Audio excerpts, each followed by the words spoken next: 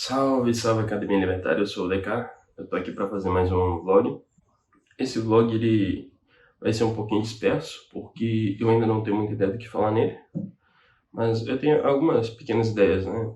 A primeira delas é que eu tô meio que montando um conjunto de livros para ler em paralelo com os estudos aqui da casa. Não vai ser em paralelo, por assim dizer, mas vai ser intercalado entre os que eu tenho que ler de economia e alguns que eu achei interessante que tinha na biblioteca e resolvi colocar numa pilha de leitores. Por enquanto, eu tô lendo A Vida Intelectual, do C.T. Langes. Eu tô achando esse livro bem, como que eu posso dizer?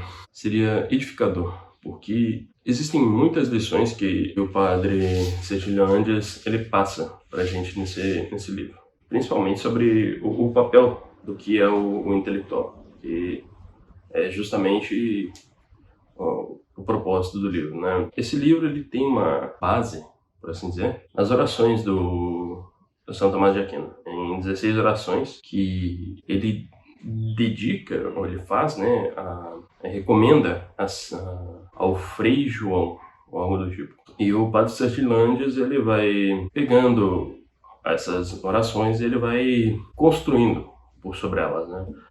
Não só isso, ele também diz colocar bastante do que ele tinha de vida nesse livro.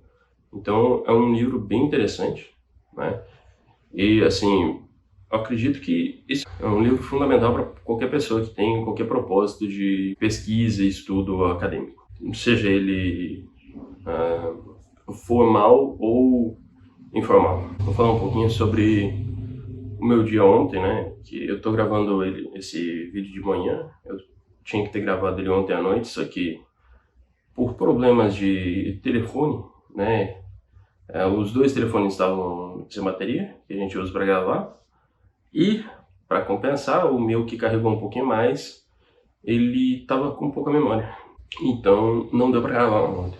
Aí, a gente deixou os telefones carregando, upamos os vídeos no Drive e conseguimos aí gravar hoje de manhã. Por favor, se vocês conseguirem, gostaria que vocês nos ajudem com essa questão de memória e armazenamento, porque está sendo uma das coisas mais difíceis de gravar vídeo aqui. Então, se possível, os links para vocês ajudarem vão estar ali na descrição, né? Eu já vou pedir de antemão aqui que qualquer doação que vocês quiserem fazer e tal, de livros, equipamentos de filmagem, coisa do tipo, também, se for possível doar, eu agradeço muito. E também, se quiserem contribuir com alguma ajuda monetária, aceito de braços abertos. Além disso, já vou pedir aqui também aquele joinha, o compartilhamento e os comentários se vocês quiserem fazer, né? E me fizeram uma pergunta também num vídeo passado, que eu fiquei sabendo recentemente, que é sobre o papel do Bawerk e do Weiser na economia austríaca atual. E essa pergunta, ela é uma pergunta um pouquinho complicada, porque, quer dizer, ela não é uma pergunta correta, né? Porque a pergunta correta seria qual que é o papel do Bawerk e do Weiser na economia, e não na economia atual. Porque quando a gente vai pensar o que é economia, segundo os austríacos, né, é o estudo, né, das deduções lógicas da ação humana. Então, esse estudo são de coisas que permanecem. Então, toda a influência do Bawerk e do Weiser, elas vão permanecer, elas ainda vão ser importantes, seja na época do Methodenstreit ou agora. Então, assim, eles têm uma importância gigantesca na economia austríaca. Não só isso, eles têm uma importância histórica, porque o Bawerk e o Weiser, eles foram os principais difundidores, né? Aqueles que difundem as ideias do Menger.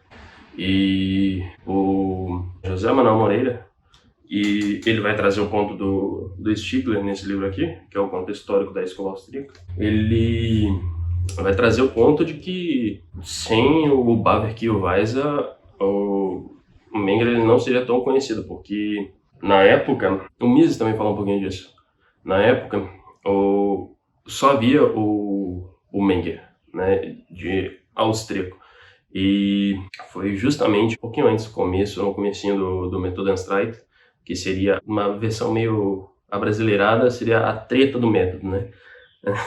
A disputa do método, que foi uma disputa entre basicamente o Menger, né, e os historicistas, né, a escola austríaca e os historicistas. Basicamente, nessa época, eles foram os principais difundidores dos pensamentos mengerianos, né, não só da própria divulgação do princípio de economia política, mas também dos próprios escritos deles. Eu não tenho tanta leitura nesses dois autores, né? O que eu li deles aí, tipo, muito pouco.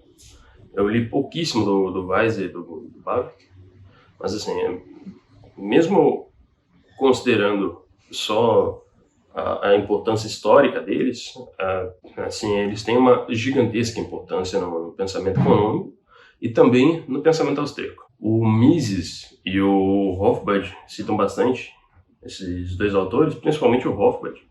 Um autor que eu vejo mais o Hofbauer citar, que eu vi pouco em outros autores austríacos, é justamente o Fetter, né? Que ele também é um economista austríaco que desenvolveu bastante as ideias austríacas.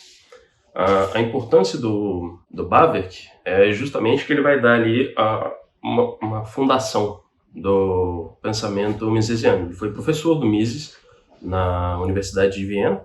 Ele e o Weiser também, né? Foram professores do Mises. Mas a importância do Bawerk é justamente na questão do capital e dos juros, né? Em seu livro Capital und Kapitalzins, ele vai desenvolver o que a gente tem hoje por a explicação dos juros em relação à razão da preferência temporal. E também tem outro ponto importante, deixa eu pegar aqui um pouquinho.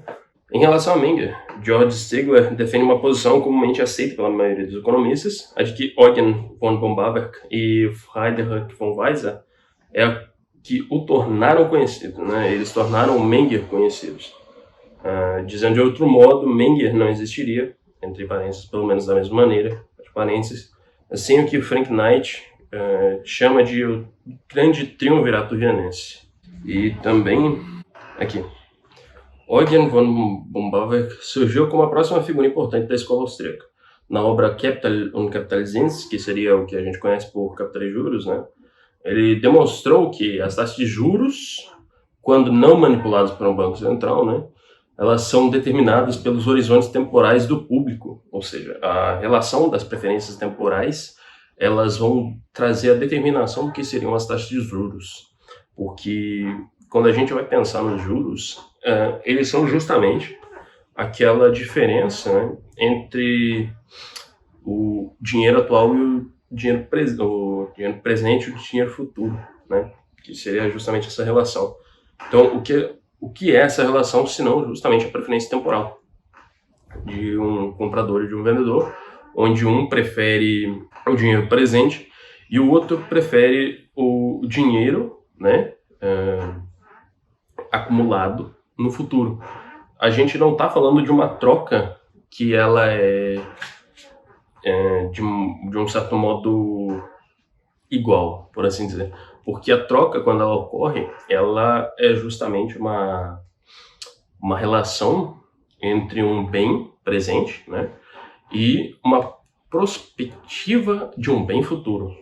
Que quando a gente para pensar um pouco no que seria justamente essa questão do juro, aquele sujeito que ele vende o dinheiro, né, no presente, ele está assumindo um gigantesco risco quando a gente vai falar sobre essa questão. Porque não só há o risco do dinheiro desvalorizar e ele perder dinheiro se ele pegar o mesmo montante, né? ou de ainda ele se arrepender de não ter usado aquele dinheiro de outro modo, né? E que essa seria justamente o custo de oportunidade daquele empréstimo, né? Que ele está fazendo, ele está emprestando dinheiro para o outro. Então, quando a gente vai relembrar disso, né? Esse é um grande ponto contra os principais pontos da época. E aqui ele vai dizer que essa foi o que seria um golpe mortal na teoria marxista, né? Essa também é uma dos grandes feitos do Babbage, né? Ele deu um golpe mortal na teoria marxista. Então, assim, digamos que exista mesmo essa relação aí de importância atual, né?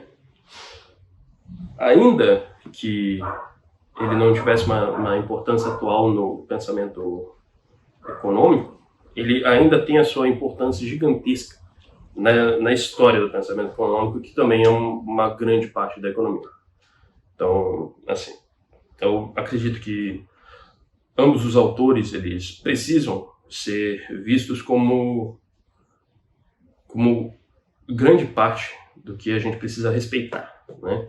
O Cerquilândias, ele vai trazer um ponto que eu achei interessantíssimo, que mesmo que eles não tivessem essa importância, mesmo que eles tivessem escrito só coisas horríveis, eles ainda seriam assim, para um intelectual, né? Eles seriam pessoas com um conteúdo que, como o Cerquilândias fala do Tomás de Aquino, né? Que o conteúdo, ele é absorvido pelo intelectual e ele é transformado por ele.